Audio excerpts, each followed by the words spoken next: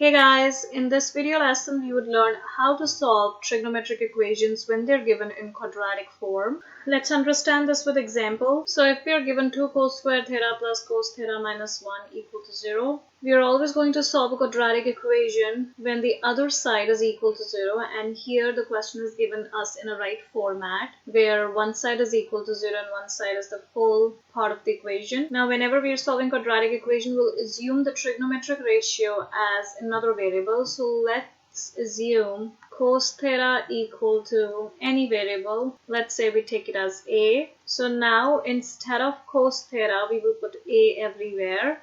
This is cos squared theta, so we would have 2a square plus cos theta is a minus 1 equal to 0. Now we see that this is just like a simple quadratic equation where the variable is a. We can solve this by using factoring technique or by using quadratic formula, as this can be factored. So I'm going to solve this using factoring. 2 times -1 is -2. The product we need is a -2 and the sum that we need is a 1. So we would put in as 2a minus 1a minus 1 equal to 0. If you need to refresh your factoring skills, you can watch our videos on the channel under the playlist named Factoring Polynomials. Now we'll do grouping. So we'll group the first two and the last two terms of this polynomial. 2a is a common factor, so we'll be left with a plus 1 minus 1, and we have a plus 1 equal to 0. Now we have 2a minus 1 and a plus 1 equal to 0. We have two factors. We'll put each factor equal to 0 and then we'll solve for a. This would give us a equal to 1 by 2. When you put the second factor, that is a plus 1 equal to 0, we would get a is equal to -1. Now the question, when we started doing it, we were not looking for a. We got a when we assumed cos theta to be equal to a.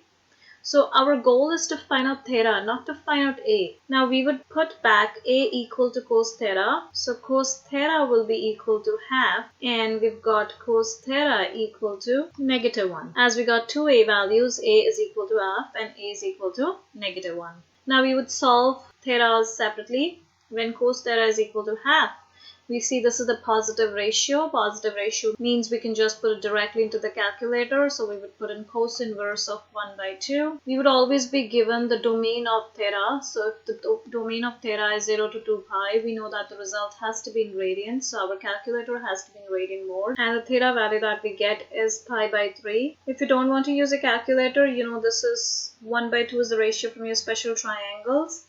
And then when cos theta is equal to 1/2, theta is supposed to be pi by 3. Because the domain is given to you from 0 to 2 pi, that means we have to take the entire circle using Cast rule. So CAST, cosine is positive in the first and the fourth quadrant. So we would find out the answer from the fourth quadrant now. And we know from the fourth quadrant the answer is 2 pi minus beta. Beta is same as theta 1 value.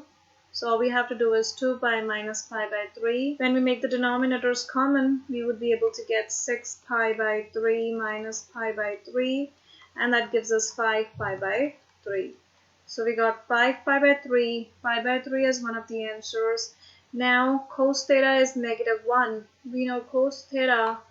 If cos theta is -1, cos inverse of -1 is nothing but pi. This is 0 radian answer. This is pi radian answer. And the cos is 1 when theta is equal to 0. Cos is -1 when theta is equal to pi. So pi is our third answer. And we got 3 final answers. One is pi over 3, one is pi, and one is 5 pi over. Let's quickly review this. If the question is given in a quadratic form and we have to solve for theta that is contained in the trigonometric ratio, we first assume the trigonometric ratio to be equal to another variable so that the equation looks simpler.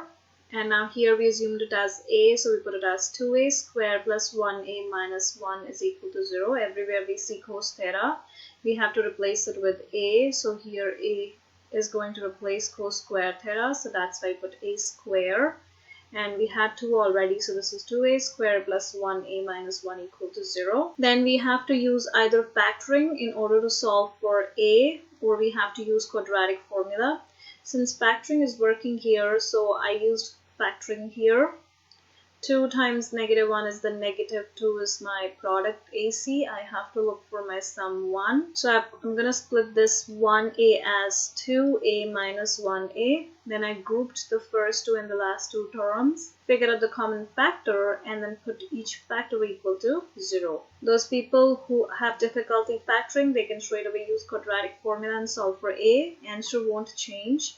So we got two A values, one A is half and the other A is -1. We started the question as cos theta equal to A, so we'll put back our cos theta. So cos theta is equal to half and cos theta is -1.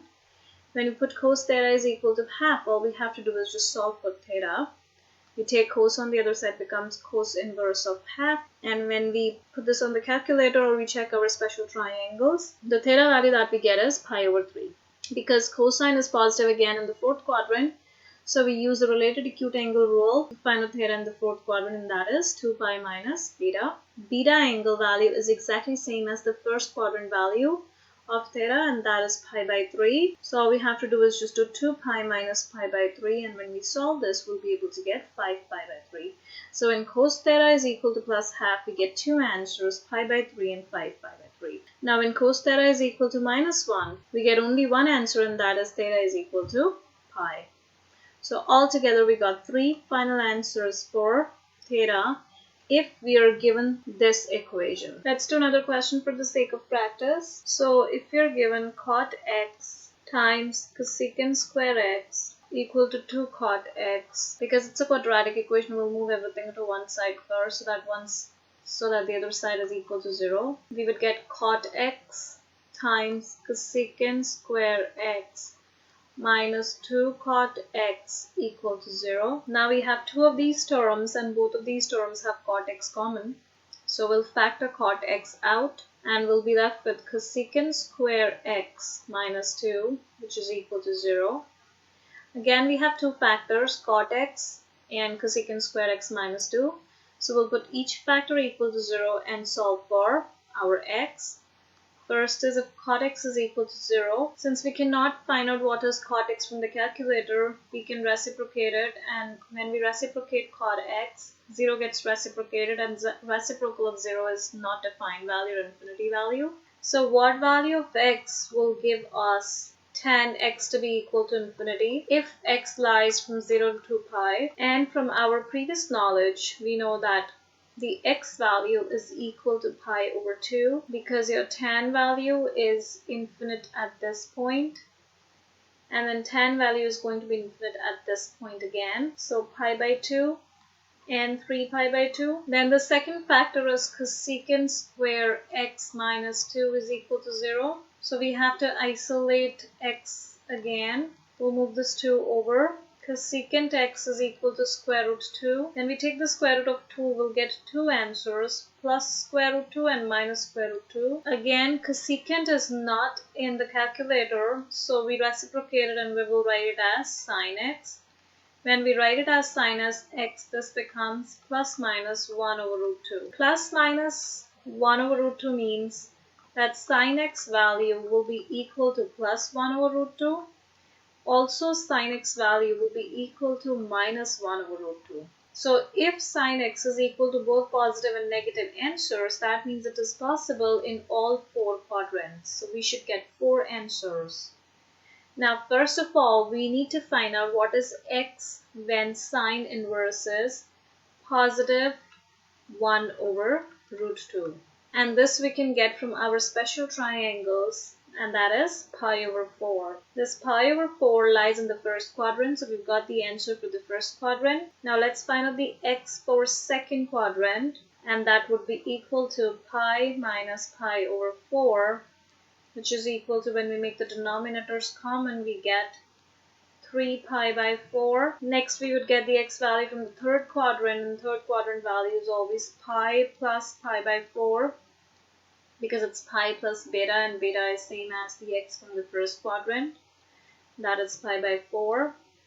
So we would make the denominators common again, multiply, divide by 4, we get 5 pi over 4. And then x from the fourth quadrant is 2 pi minus pi over 4. Make the denominators common again, we get 8 pi by 4 minus pi by 4, that would be equal to 7 pi by 4. So for this particular question, we've got two answers from the first factor. We've got two answers for the x from the first factor. We've got four answers for x from the second factor. We'll list all of these answers and that will give us the final result. So the final solution is x is equal to pi over 4. You can write down all the answers in increasing order.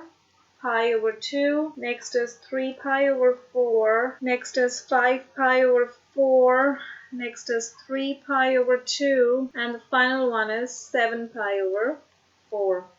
So all of these solutions exist for this question for the value of x. Let's quickly summarize it.